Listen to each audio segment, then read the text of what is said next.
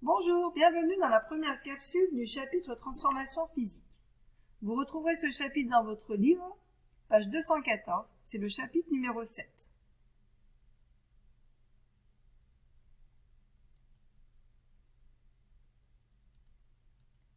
Alors nous allons parler des changements d'état d'un corps pur et en premier des transformations physiques. Qu'est-ce qu'une transformation physique? Alors une transformation physique a lieu lorsqu'une espèce passe d'un état physique, solide, liquide, gaz, à un autre état. La matière qui nous entoure peut se trouver sous 3 états physiques différents, solide, liquide, gaz.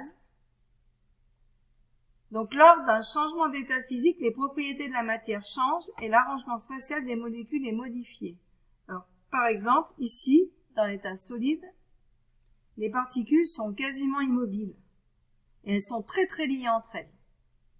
Dans l'état liquide ici, les particules, elles, deviennent mobiles et elles sont peu liées entre elles. Et dans l'état gazeux, on voit que les particules sont très mobiles et donc très peu liées entre elles. Alors, nous allons nous intéresser au nom des différents changements d'état. Pour passer de l'état solide à l'état liquide, nous avons une fusion. Pour passer de l'état liquide à l'état solide, une solidification. Pour passer de l'état liquide à gazeux, une vaporisation. Pour l'état gazeux à liquide, une liquéfaction. Et en dernier, pour passer de l'état solide à gazeux, une sublimation. Et pour passer de l'état gazeux au solide, une condensation. Donc vous devez retenir tout ce vocabulaire. Vous pouvez arrêter la vidéo pour prendre des notes. Alors prenons l'exemple de l'eau de cuisson des pâtes. L'eau de cuisson des pâtes, elle va se vaporiser dans la casserole. D'accord? L'eau est là. Quand on cuit l'eau des pâtes, elle se vaporise et elle devient un état gazeux. Sur des vitres, par exemple, c'est l'inverse qui va se produire. L'eau à l'état gazeux va devenir liquide. D'accord? Elle va se liquéfier. C'est la liquéfaction. Alors, il ne faut surtout pas confondre fusion et dissolution. Alors, fusion, c'est qu'on va par exemple faire fondre du sucre. Donc là, on prend du sucre, on le fait chauffer, ça va devenir du caramel, et on a affaire à une fusion. Une dissolution, quant à elle, consiste à mettre du sucre dans de l'eau. Donc on met le sucre dans l'eau, on agite, on obtient une eau sucrée, et là on a dissous le sucre. Ce n'est pas du tout un changement d'état.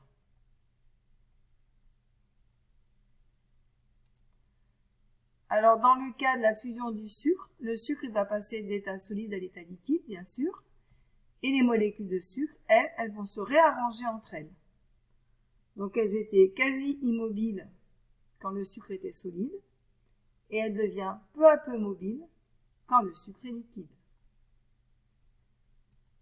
Pour la fusion, les molécules de sucre, elles vont se disperser dans l'eau. Alors, comment décrire ces changements d'état? Donc, si nous regardons, par exemple, à une pression donnée, les changements d'état d'un corps pur, on voit que le changement d'état s'effectue à température constante et que l'on a un palier. Donc, ici, le graphe, nous avons une espèce solide qui devient liquide et qui devient ensuite gazeuse.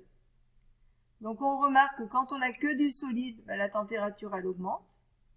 Quand il y a un changement d'état, comme c'est un corps pur, on a un palier. Donc ici, on a à la fois solide et à la fois liquide. Donc on dit que les états coexistent lors d'un changement d'état. Ensuite, nous allons avoir que du liquide. Donc on voit que la température n'est plus du tout constante. Et quand le liquide va commencer à se transformer en gaz, nous allons encore avoir un palier puisque c'est un corps pur. Voilà. Et là, on a à la fois le liquide et à la fois le gaz. Et ensuite, ça continue. On n'a plus que le gaz. Donc les particules qui constituent l'espèce chimique ne sont pas modifiées lors d'une transformation physique, c'est seule l'agitation des molécules qui est modifiée. Voilà. Donc après, on va s'intéresser à l'écriture de ce changement d'état. Alors l'équation de changement d'état d'une espèce chimique correspond à l'écriture symbolique à l'échelle macroscopique de la transformation physique. Alors elle indique cette équation la formule de l'espèce, le sens d'évolution de la transformation et les états physiques. Alors on va traiter ça dans un exemple plus tard et on va voir que pour un état solide, on va indiquer S, pour un état liquide, on va mettre un petit l et pour un état gazeux, nous on va mettre un petit g. Donc exemple, on va prendre de l'eau qui passe de l'état solide à l'état liquide, c'est la fusion, et cette fusion elle va être modélisée par cette équation. H2O solide devient H2O liquide. Cette flèche indique le sens d'évolution de la transformation. S et L, donc les états physiques de l'espèce, solide et liquide, et H2O, la formule de l'espèce chimique. Voilà, nous avons terminé avec la première capsule du chapitre. Merci, à bientôt!